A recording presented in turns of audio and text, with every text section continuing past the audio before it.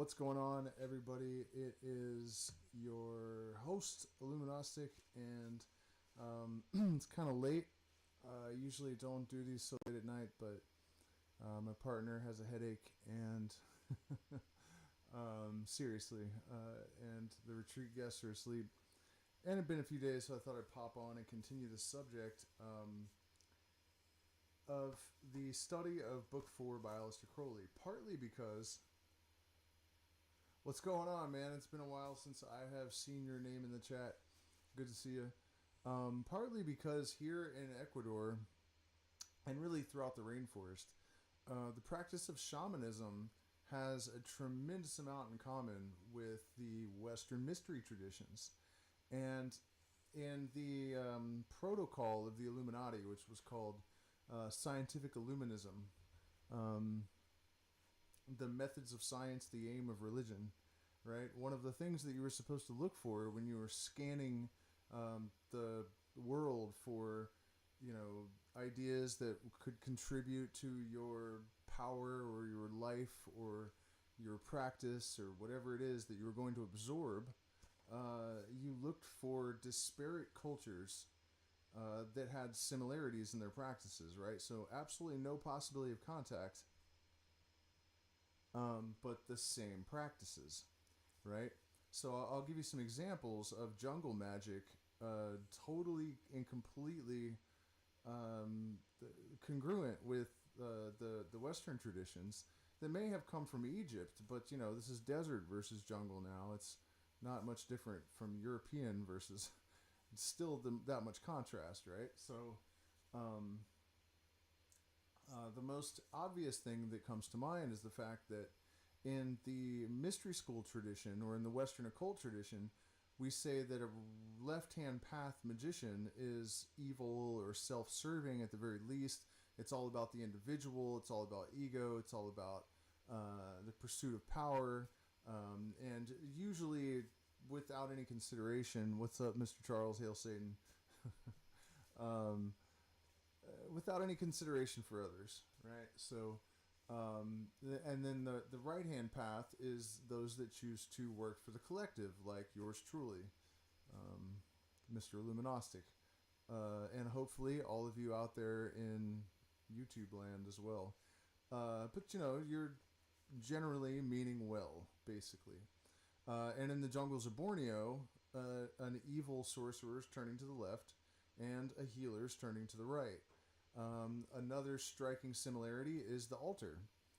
In the Western tradition, there's a cube that it represents actually the exploded cross. And this is a pretty deep subject we're not going to get into too much here, but Mr. Charles has been reading about it. But the altar is a cube. And here in South America, when you have an ayahuasca ceremony, the altar may not be exactly a cube, but it's a rectangle or a cube, and not a rectangle this way usually, but just, it's a little bit taller than it is wide. But it's basically the same. And then also you have a tendency of like waving wands around, or some sort of implement. There are feather wands that are used by the shamans in order to manage energy.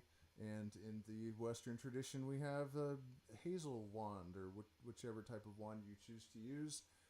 Or you could equate it with the dagger, perhaps.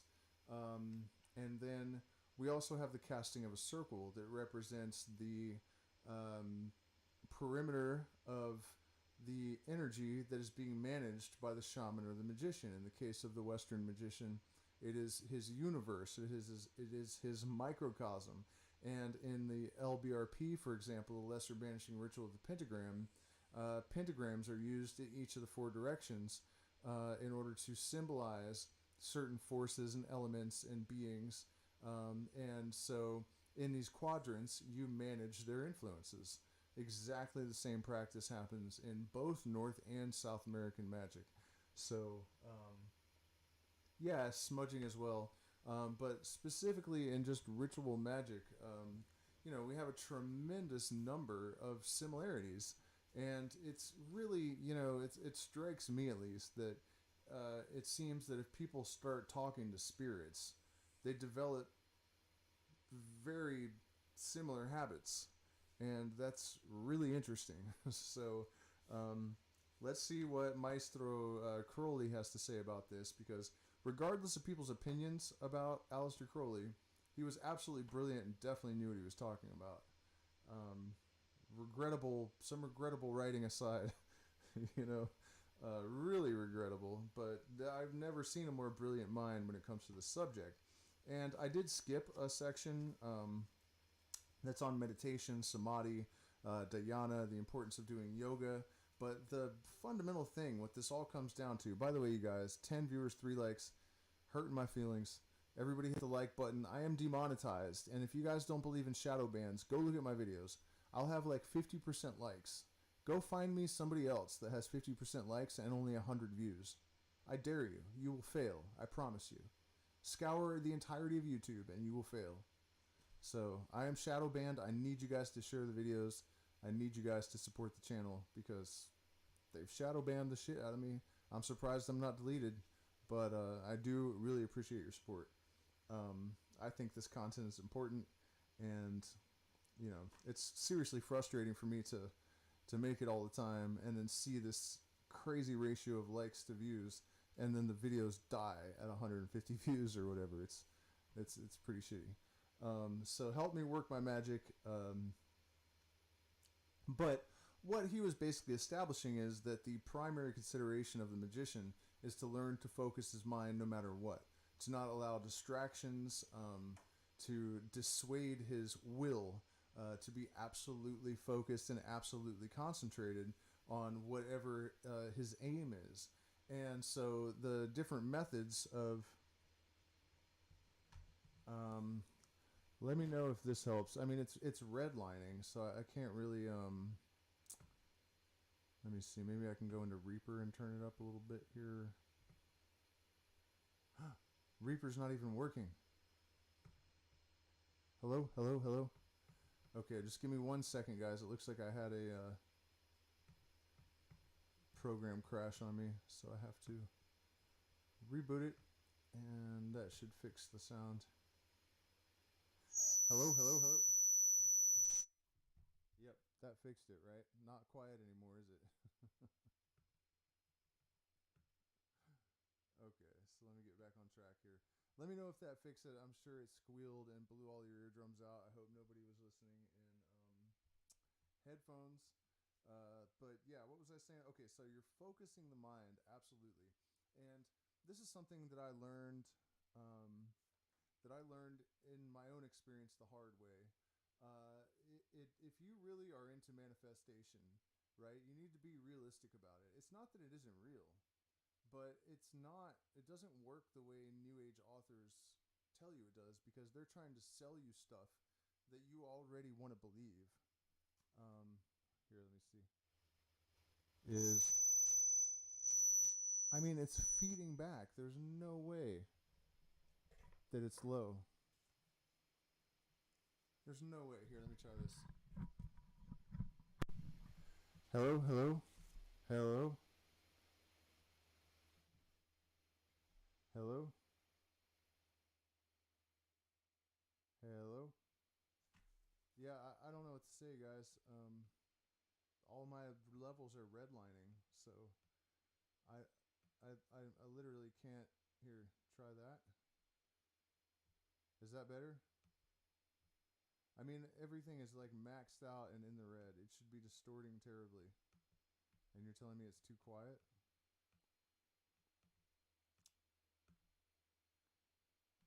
Okay, is that better? All right, so I'm going to assume that's better and watch the chat. Unfortunately, we've lost more than half of our audience with the technical chaos. It's too bad for them, because this is going to be really good. So maintaining, like, you need to figure out what your true will is. You need to figure out what your true will is as early as humanly possible. And you have to choose goals. And the longer you have your mind absolutely fixated on this one singular thing, the more time the universe has to conspire to help you, the better your chances are going to be.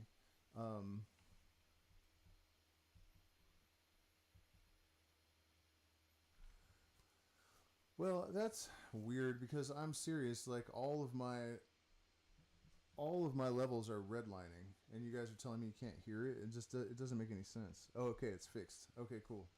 All right, guys, back on track.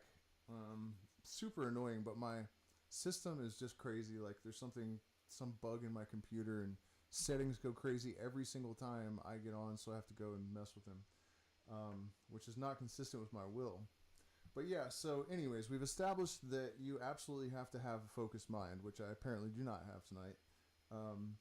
And we are moving on beyond that, though, because you guys know you need to meditate. I just didn't see any reason to go deeply into that subject. We've talked enough about it, and everybody already knows it.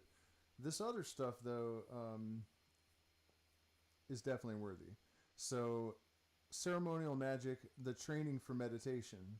Well, there we go again. Preliminary remarks. Hitherto, we have spoken only of the mystic path, and we have kept particularly to the practical exoteric side of it, the obvious, basically. Such difficulties, as we have mentioned, have been purely natural obstacles. For example, the great question of the surrender of the self, which bulks so largely in most mystical treatises, has not been referred to at all. We have said only what a man must do. We have not considered at all what that doing may involve. The rebellion of the will against the terrible discipline of meditation has not been discussed. We may now devote a few words to it. There is no limit to what theologians call wickedness. Only by experience can the student discover the ingenuity of the mind in trying to escape from control.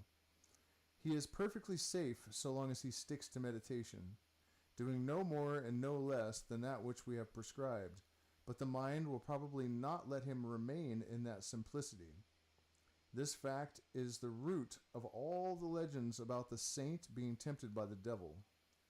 Consider the parable of Christ in the wilderness, where he is tempted to use his magical power to do anything but the thing that should be done. These attacks on the will are as bad as the thoughts which intrude upon dharana. It would almost seem as if one could not successfully practice meditation until the will had become so strong that no force in the universe could either bend or break it. But if meditation is required in order to get to that point, we have a bit of a conundrum. When he says that the magician is perfectly safe so long as he sticks to meditation, that is extremely important, and I would have to give myself probably a D in that department at my most critical juncture when I really needed it. And it protects against a number of things, right? It's a way to stay grounded. Of course, the most complete set of talents and virtues is totally useless in the absence of willpower and discipline. So, of course, just having the ability to impose structure and habits upon yourself, right? I mean, if you guys follow my channel, then you know that basically what I am promoting is a sort of spiritual anarchy.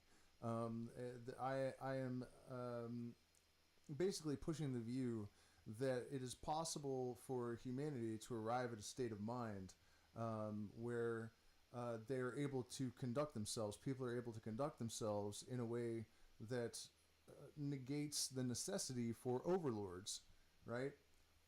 And we are going to be exploited and abused, and human potential is going to be wasted until we get to that point.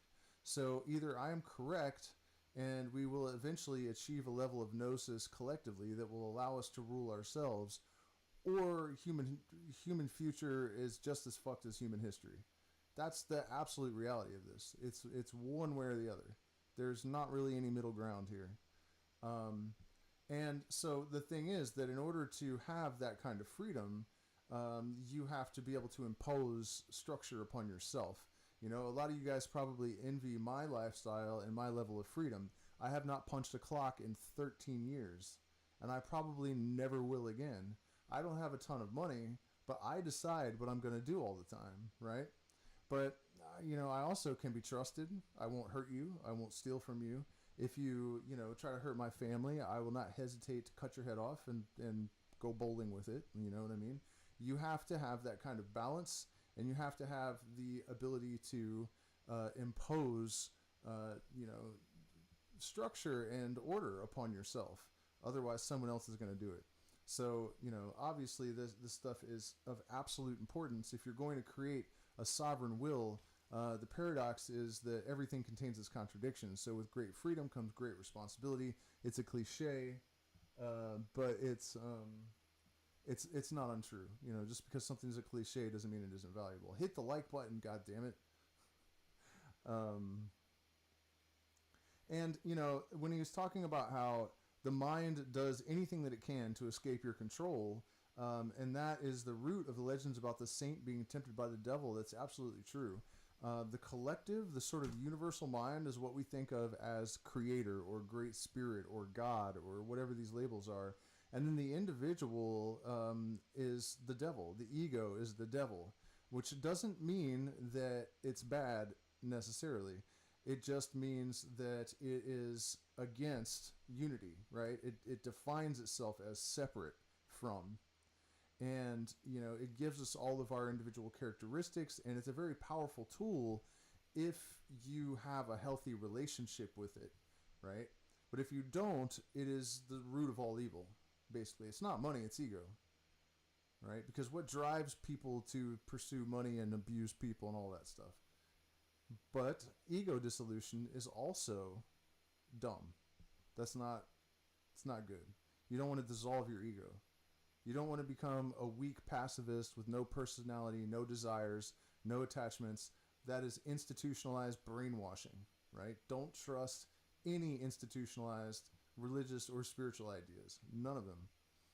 What you have to do is balance the pentagram. You don't want to dissolve any of the constituents of the personality. You want them in check. You want your demons on a leash, but gotta have them. And so, before concentrating the lower principle, the mind, one must concentrate the higher principle, the will. Failure to understand this has destroyed the value of all attempts to teach yoga, menticulture, new thought, and the like. By the way, new thought is really what a lot of people classify the Kabbalion under. Like, it's not really Hermeticism. And in a way that's true, but it's mostly because scholars don't actually understand the secret doctrine that lies behind Hermeticism. But in case you're wondering what that reference to new thought, we don't really use that term anymore. That's what that is. Okay, but before concentrating the lower principle, the mind, we must concentrate the higher principle, the will. This is where we are getting into true will territory, right? Your mind is an instrument, but an instrument of what? Your goals, right? I mean, your desires, all it is doing is organizing consciousness so that it can impose a certain type and degree of, symmetry upon chaos. That's, so... But the point is that the will is the higher force than the mind, because the mind is only an instrument of the will. It's subservient to the will.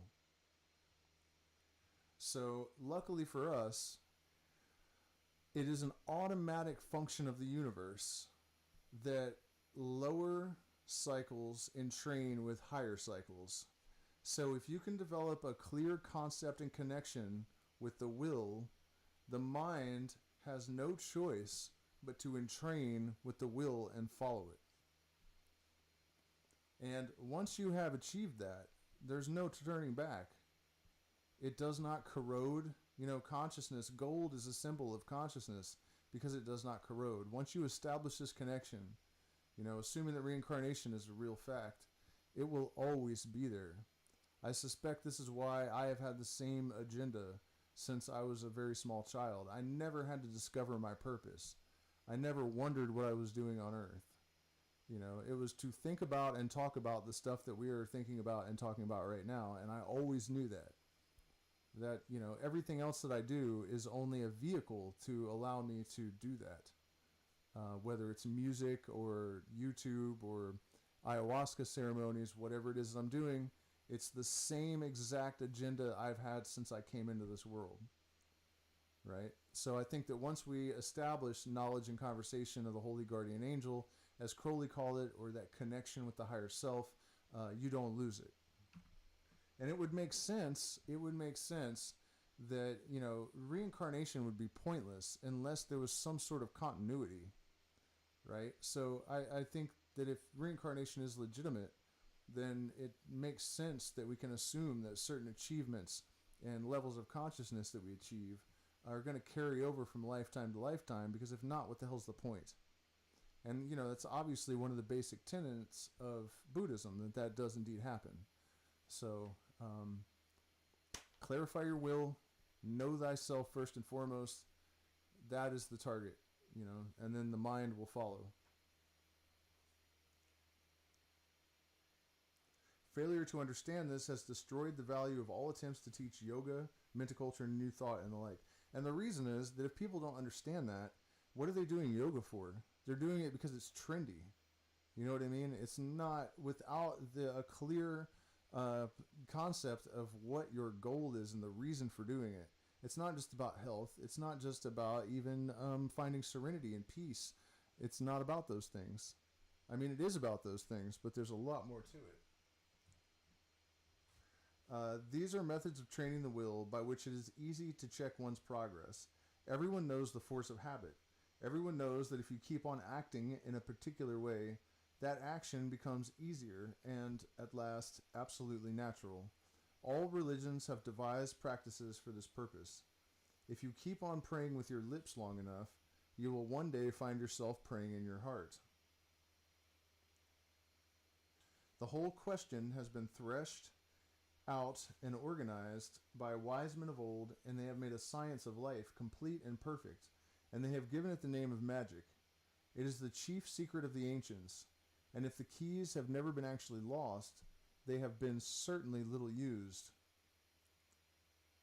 The holders of these keys have always kept very quiet about it, and that's another similarity that we have between shamanism and the Western occult tradition.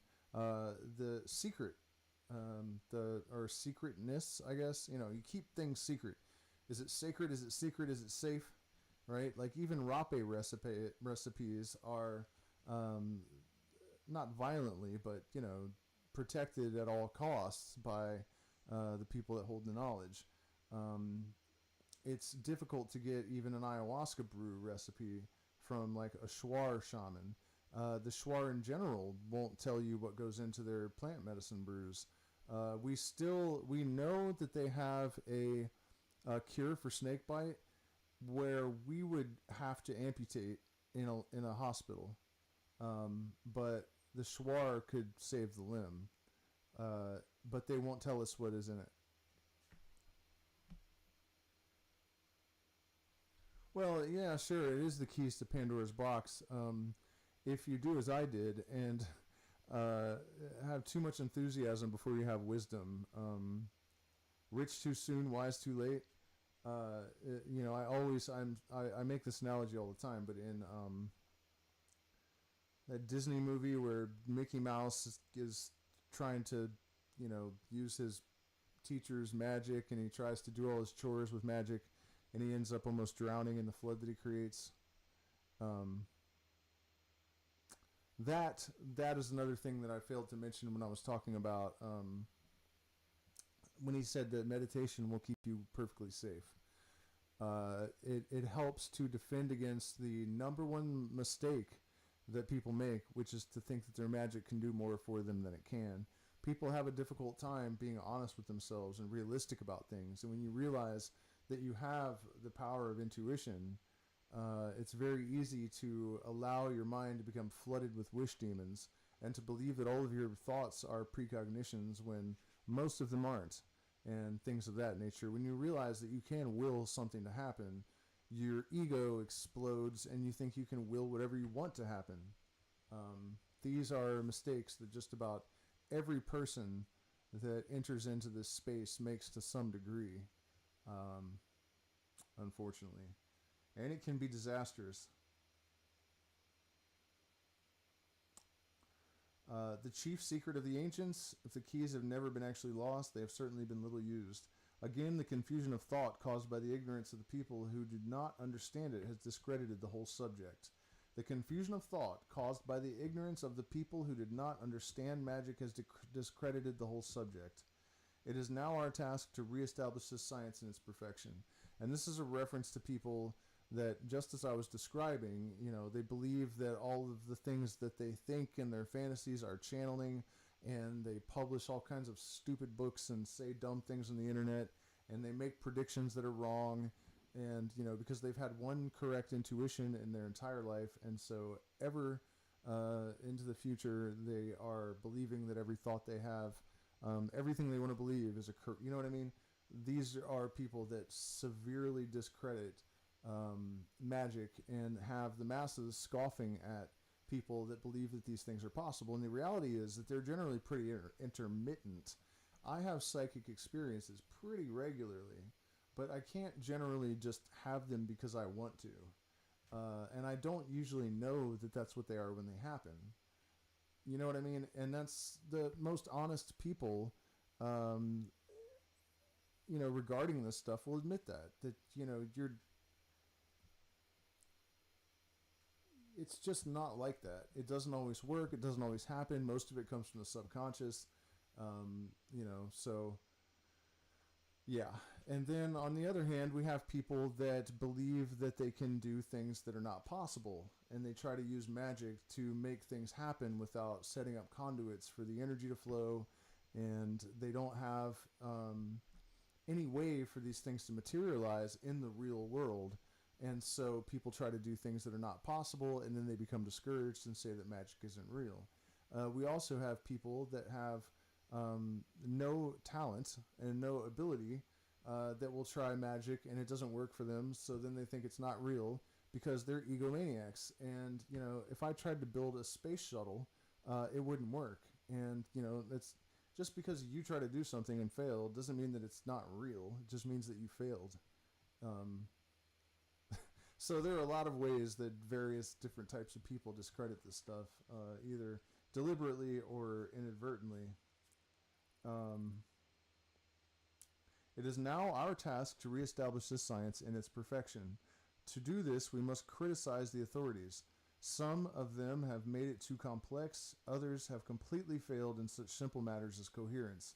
Many of the writers are empirics, still more mere scribes, while by far the largest class of all is composed of stupid charlatans. This is basically the entirety of the New Age movement. We shall consider a simple form of magic harmonized from many systems old and new, describing the various weapons of the magician and the furniture of his temple. We shall explain to what each really corresponds and discuss the construction and the use of everything. The magician works in a temple, the universe, which is, be it remembered, conterminous with himself. By yourself, you mean the contents of your consciousness. All without does not exist for you. In this temple, a circle is drawn upon the floor for the limitation of his working. This circle is protected by divine names, the influences on which he relies to keep out hostile thoughts. And notice that he doesn't say demons or spirits or anything. Hostile thoughts, not hostile entities.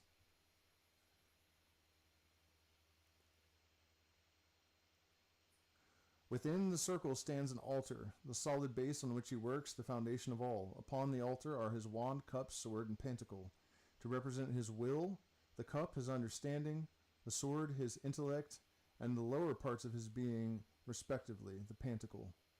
On the altar, too, is a vial of oils, surrounded by a scourge, a dagger, and a chain, while above the altar hangs a lamp.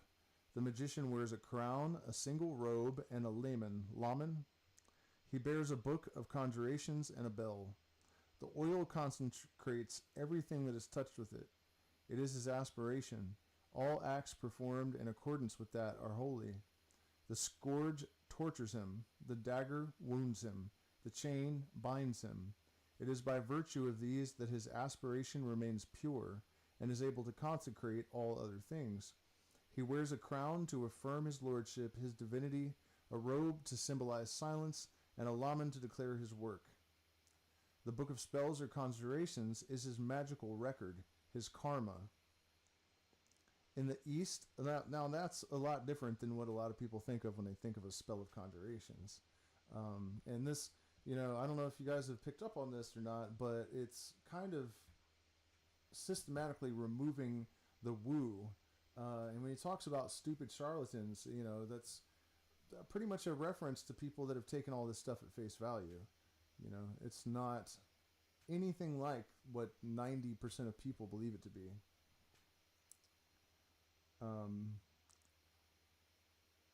He wears a crown to affirm his lordship, his divinity, a robe to symbolize silence, and a layman to declare his work. In the East is the magical fire, in which all burns up at last. We will now consider each of these matters in detail. The temple represents the external universe. The magician must take it as he finds it, so that it is of no particular shape. Yet we find written, "We made us a temple of stones in the shape of the universe, even as thou didst wear openly and I concealed. This shape is the Vesica Piscis. It is only the greatest of the magicians who can fashion the temple. There may, however, be some choice of rooms. This refers to the power of the magician to reincarnate in a suitable body." The circle announces the nature of the great work. Though the magician has been limited in his choice of room, he is more or less able to choose what part of the room he will work in. He will consider convenience and possibility. His circle should not be too small and cramp his movements. It should not be so large that he has long distances to traverse. Once the circle is made and consecrated, the magician must not leave it or even lean outside, lest he be destroyed by the hostile forces that are without. So let's take a look at some of these things individually. He will consider convenience and possibility. This is referencing what I was speaking about earlier, how you're not going to try to do the impossible. You are going to try to master your internal environment, and you're going to watch that reflect in the external. But you are not going to try to make money appear out of nowhere. You're not going to just will the bank account to change. You're not, you know what I mean? You're going to look for things that are actually possible and that are within your power to make happen. So, this is what he's referencing. And when he says, you're limited in your choice of room, but you can choose what part of the room, he's saying that you have to know your place in the universe and that the laws of the universe are not going to change to accommodate you. You have to understand your environment and you have to adapt to it. And you have to work within it. Right? And this is where so many people go wrong. And a lot of people are so determined to believe in this sort of pop culture version of how this stuff works that it's so easy and you just bliss out and think about stuff and it happens. A lot of people are willing to just perpetually fail and kind of act like it's working in order to, it's kind of like New Ager virtue signaling or something. So once the circle is made and consecrated, the magician must not leave it or even lean outside, lest he be destroyed by the hostile forces that are without. What would happen if you leave the atmosphere of the earth? All of these things are true in macrocosm and microcosm. If you overstay or stay in your lane, or what happens? You get in a head-on collision, right? He chooses a circle rather than any other lineal figure for many reasons. He affirms thereby his identity with the infinite, because the lion goes round and round forever, right? He affirms the equal balance of his working, since all points on the circumference are equidistant from the center. He affirms the limitation implied by his devotion to the great work. He no longer wanders about aimlessly in the world. So once you have discovered your higher purpose, your true will, you are affixed on this purpose, and there's no deviating from it.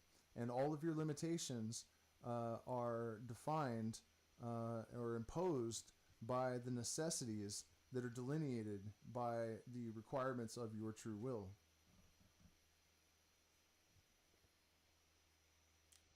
The center of the circle is the center of the Tao of 10 squares, which is in the midst, as shown in the illustration, which is a circle. You don't need to see it. It's just a circle.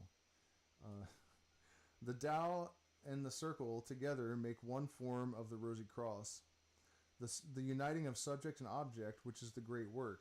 and which is symbolized sometimes as a cross and circle, sometimes as the lingam and yoni, sometimes as the ankh or crux ansata, sometimes by the spire and nave of a church or temple, and sometimes as a marriage feast, mystic marriage, spiritual marriage, chemical nuptials, and in 100 other ways. Point and circle is a great one as well. Whatever the form chosen, it is the symbol of the great work. This place of his working therefore declares the nature and object of the work. Those persons who have supposed that the use of these symbols implied worship of generative organs, merely attributed to the sages of all time and country minds of a caliber equal to their own.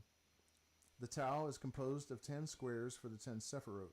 About this Tao is ascribed a triangle, which is inscribed in the Great Circle. But of the triangle, nothing is actually marked but the 3 corners. The area is defined by the cutting of the lines bounding this triangle. This triangle is only visible in the parts that are common to 2 of the sides. They have therefore the shape of a diamond, one form of the yoni. The significance of this is too complex for our simple treatise. It must be studied in Bereshit, which is the first word of the Bible, by the way. Means in the beginning. The size of the whole figure is determined by the size of 1 square of the Tao. By the way, this Tao that he's talking about is just this, it's like an inverted T with 10 squares to represent each of the Sephirot on the Kabbalistic Tree of Life. And the size of this square is that of the base of the altar, which is then placed upon Malkut. Malkut is at the base of, it's the bottom Sephirot. So in the Tree of Life, the emanation of the deity, the light of consciousness, basically, comes down through, pierces the 3 veils of negative existence, enters in through the crown, which is Keter, and then it is harmonized in Bina and Chokmah, which are wisdom and understanding, and then it follows various paths from 1, 2, 3, 4, 5, 6 to Tiferet, where it's harmonized in the sun or the heart, the solar plexus, and then it continues down to the feet of the Adam Kadmon, and that is the foundation, which is Malkut. It also can be symbolized by the earth.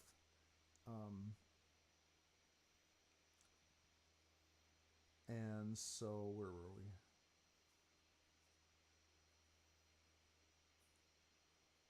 The size of the whole figure is determined by the size of 1 square of the Tao, and the size of this square is that of the base of the altar, which is placed upon Malkut.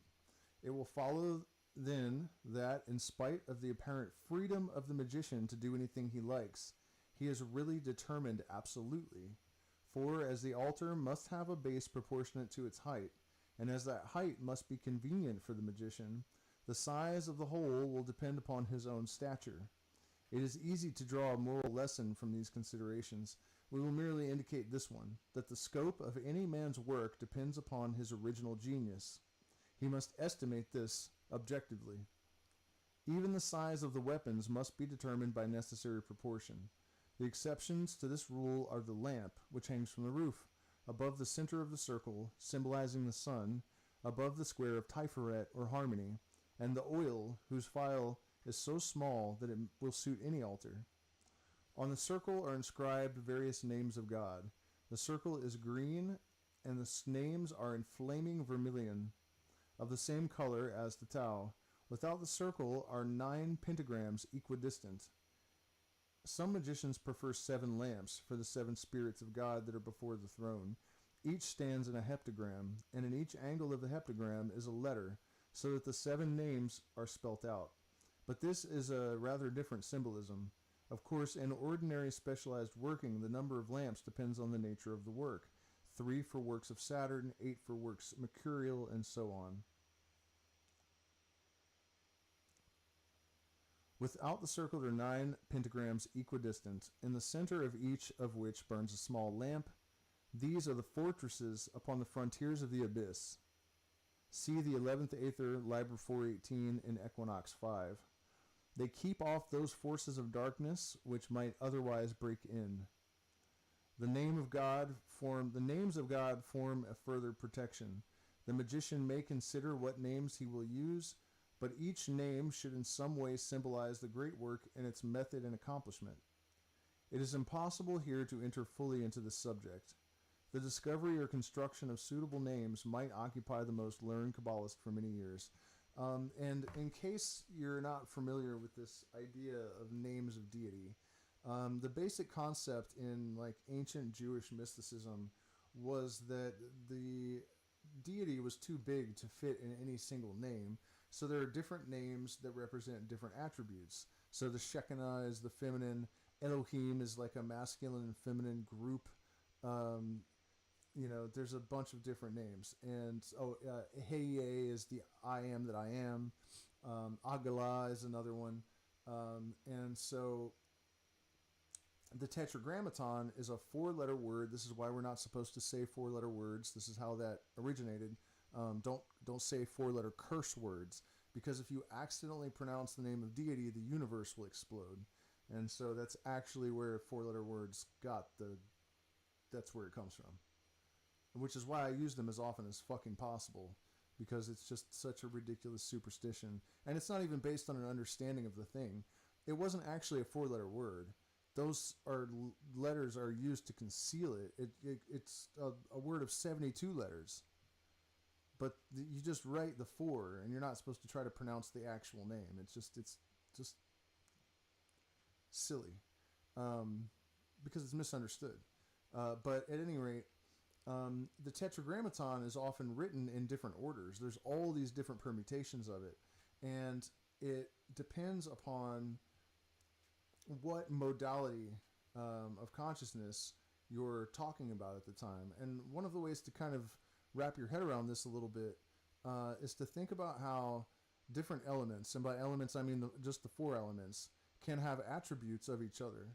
So if you apply great heat to metal, it becomes like water.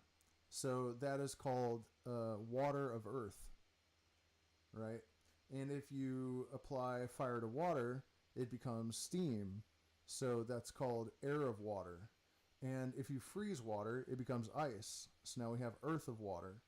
And so, it's a sort of complex way, rearranging the letters of the God names in order to create new God names, is a way to express all of these sort of different modalities of energy and consciousness.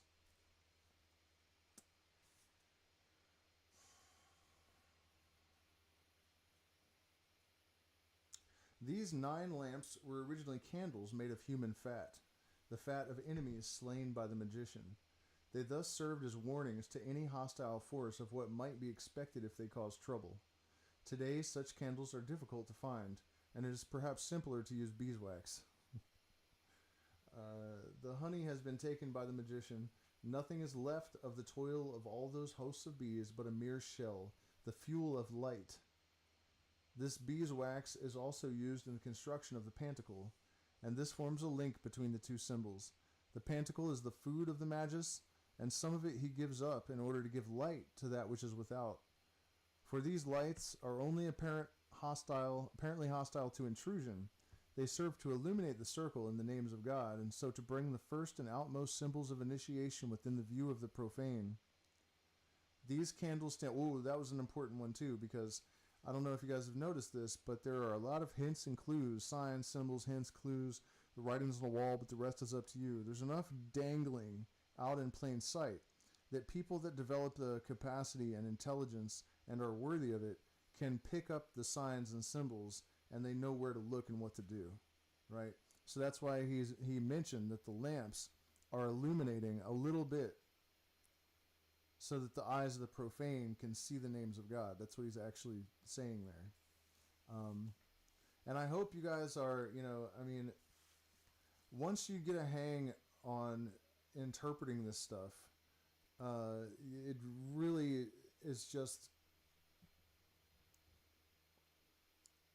It's really extraordinary, to understand that part of the reason for all of this symbolism and metaphor and allegory and all this stuff, all this crypticness, is that it's just so much more difficult to explain it all every time, and it's just not practical. But if a person has a certain degree of understanding, then it's not difficult either to decode this stuff.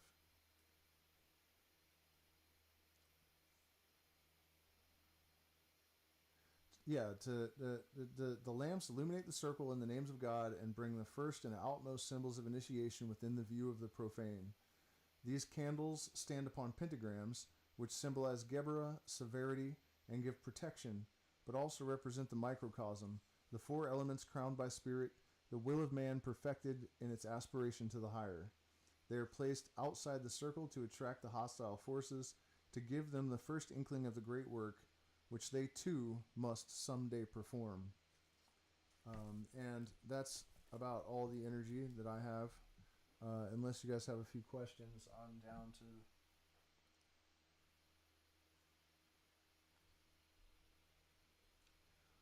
Well, I don't see anything there, so I hope that was. You know, I mean, I don't hope. I know that was. You know, it helps me every time I reread it. I mean, I've probably only read it once before, um, but I definitely understand and notice more every time I go into those books and read the material, and that tends to be the way of these things that have real substance. There are layers and layers and layers of meaning that this is why the onion was sacred to the Egyptians, you know. So I gotta go to bed because I gotta get up at 7:45 in the morning because we are going to go and look for monkeys in a canoe in a lagoon, and caiman and sloth and sleeping owls in the ferns and stuff. You guys are all invited to come down here in either July or November, and study this stuff with us. And the ayahuasca ceremonies have been really extraordinary. One of our guests has epilepsy, and he told me the other night, actually on I was live, and I didn't know any of this. I did not ask him to discontinue his medications, but he had 2 seizures in like 24 hours when he first landed here while he was still on his medications, right? I've been giving him plant teas and ayahuasca, and he stopped taking his medication of his own accord. I did not ask him to do that. I want to be clear about that. But he hasn't had a single seizure since he discontinued his medications and started using the plant medicine, right? So, and they both said that they want to get on and talk about what has happened here. So there'll be some testimonials coming in the next couple of days. But it never ceases to amaze me what these plants can do. And I have no real medical training, but I'm apparently able to do things for people that doctors can't do. So that's a pretty good feeling, and it also tells you why they're so afraid of us, why they lock people in prison for psychedelics and lied for so many years. It's a tremendous threat in so many ways, which is unfortunate. To be threatened by something so positive is tragic, to say the least, especially when they're the ones in power. But anyways, thank you guys so much for spending this time with me, and hopefully I'll see you guys all in July or November.